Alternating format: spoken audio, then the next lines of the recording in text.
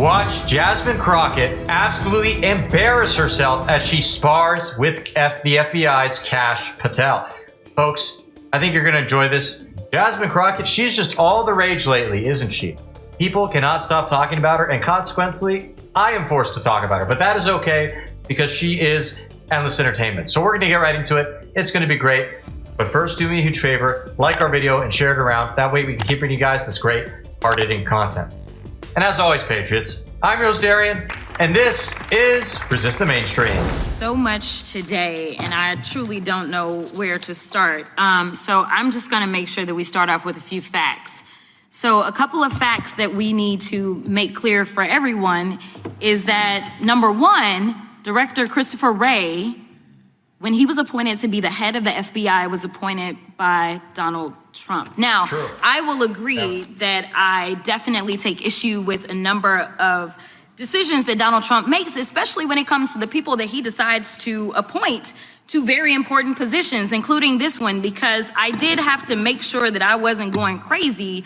But when I say that you are the least qualified FBI director in the history of the FBI, that is real, because you are the only one that never even served with the FBI prior to joining. What? Yet we are supposed to believe that That's you are false. the greatest thing since sliced bread. I didn't ask you a question.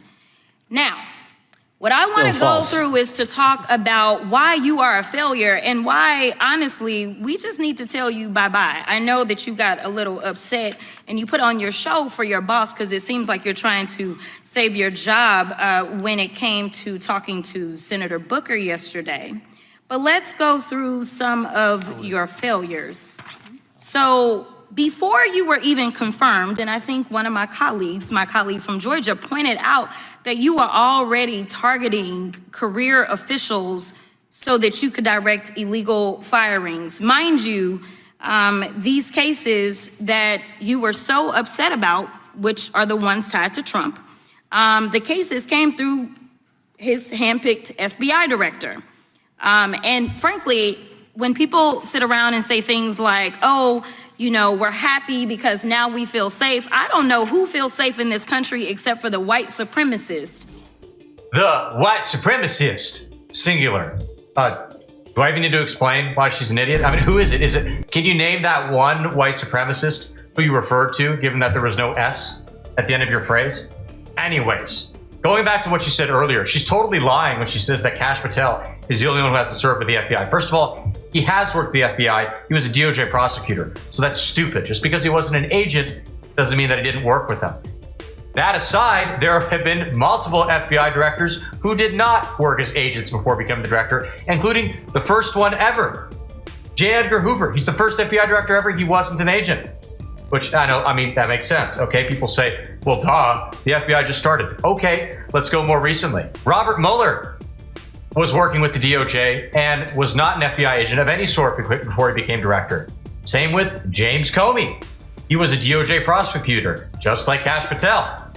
Even Christopher Wray, who was just mentioned, who Crockett correctly pointed out was appointed by Trump, terrible as he was. He was a DOJ prosecutor and not an FBI agent. Kash Patel was a DOJ prosecutor and is not an FBI agent. It's such an obviously disprovable lie. Provable lie. So what are you even on about, Jasmine? And you're talking about white supremacy and blah, blah, blah. Take a look at the crime rates of black on white crimes versus white on black crimes, and maybe just sit this one out, lady, okay? You don't know what you're talking about, or maybe you do, and you're just a liar. Either stupid or a liar. It's one of the two. Take your pick. Because I specifically, as a black woman, definitely don't feel safe. And frankly, my colleagues have been real nice to you today, and I applaud them, but I don't have the same demeanor. Because I know that multiple colleagues on this side of the aisle have faced death threats. In fact, somebody tried to kill one of my colleagues, and frankly, I don't know if this FBI or under your leadership, if those people would have been caught. I don't have any confidence in you. And if we start talking about the reasons that I lack confidence, we could start with you not just wanting to acknowledge some simple facts. Simple facts like the vast majority of the threats are coming from right-wing extremism. And I know my colleagues have tried to stress this, but I decided that I would maybe do it in a different way. Number one, I have a couple of UCs. Kim Buck, one of multiple Republicans receiving death threats for voting against Jim Jordan as House Speaker. Without objection. Another one, Republican lawmaker says she received death threats after voting against Jim Jordan in Speaker's race. Without objection. In addition, there was another one from another colleague who now is leaving Congress because they said that they were calling his wife anonymously and threatening her life to the extent that she ended up sleeping with a firearm. So sassy. This lady wants to complain about right-wing terrorism. Yeah, okay. She used the assassination of Charlie Kirk to go after MAGA people, Republican voters, and say that they are so terrible because they are going after the left. Okay? Let's keep in mind, Charlie Kirk is gone forever. He's no longer with us. It is a horrific and tragic and terrible thing. His poor wife, his poor kids, and so many more people who he's positively impacted the life of. They all don't have him anymore. Meanwhile, she's bringing up examples of, left-wingers and maybe a couple right-wingers too, who got allegedly threatened, but weren't harmed in any way. Now, is that okay? Of course not. Obviously, I condemn it. I condemn all kind of violence or threats of violence. Duh. But you're going to point at that and say, well, this is the right wing is such a problem. Okay, when's the last time we've had a high-profile assassination against a left-wing person? Can you name it? Oh, yeah, right. There's none in recent memory. Meanwhile, Charlie Kirk is gone. Donald Trump very easily could have been gone if things had gone differently on that crazy day that he was shot. I could go on and on. Just can't stand it. These people are so, just awful with their political grandstanding. It drives me nuts. Objection. Okay, so here's the deal. How are we supposed to have confidence when you're sitting up here telling the Senate yesterday that it will take you 14 years before you can get the FBI fully staffed to do their jobs? You're also now redirecting resources so that they can go and play ICE agents on the streets. You're getting rid of your most qualified people. And even when it came down to somebody that you consider to be a friend, you were posted up having some fancy dinner to the extent that you posted not only once erroneously, you posted twice erroneously as it relates to catching somebody. And then you want to go and say, let me take a victory lap. Because honestly, if it wasn't for parents deciding that they were going to turn in their child, it seems like y'all wouldn't have got there. Even though he literally confessed online. So I'm confused about what it is that the FBI is doing except for trying to put on a show for the apprentice or whatever you want to call him. The day after all of this took place, there was domestic terrorism that was taking place at HBCUs. They were targeted. Yet I didn't hear anything from the FBI about what was going on. And again, black people kept saying, how did we end up in this? Because the numbers are so very clear that white supremacy is a problem. And honestly, I've not heard anything out of you today that makes me believe that you're going to do anything about the white supremacy problem. The one that is leading to children being killed, children being shot, as well as members of their community as they're worshiping in their churches. The time of the gentlelady has expired. I actually agree with Jasmine Crockett. No, not about all that hogwash with the white supremacy and all that. But what she says about the FBI's response to the assassination of Charlie Kirk being disgraceful, yeah, it's true. Why did they identify two false suspects in the beginning?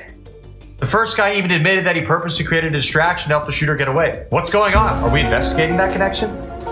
Maybe he was in on some kind of plot. Maybe it's more than just this 22-year-old sicko, Tyler Robinson, who is accused of doing this.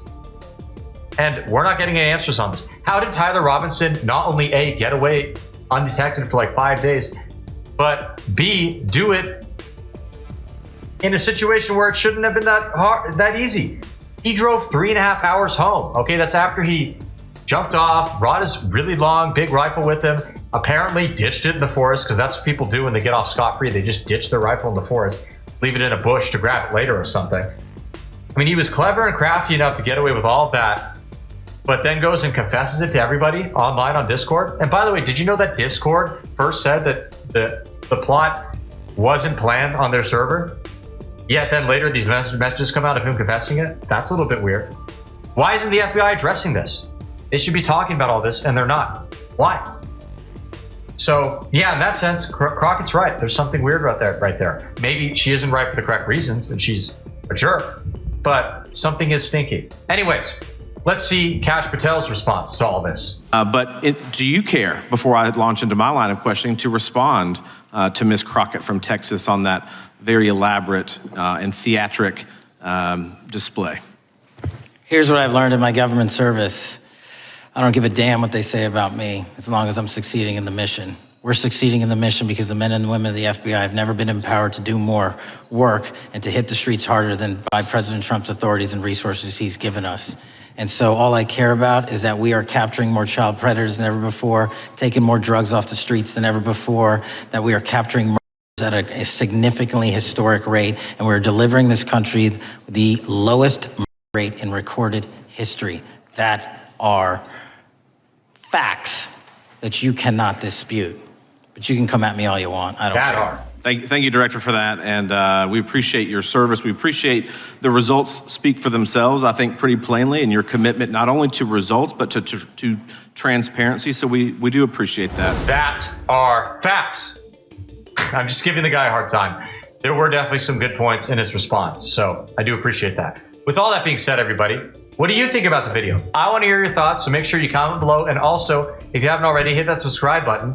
And that way, we will be sure that we get together again soon. God bless.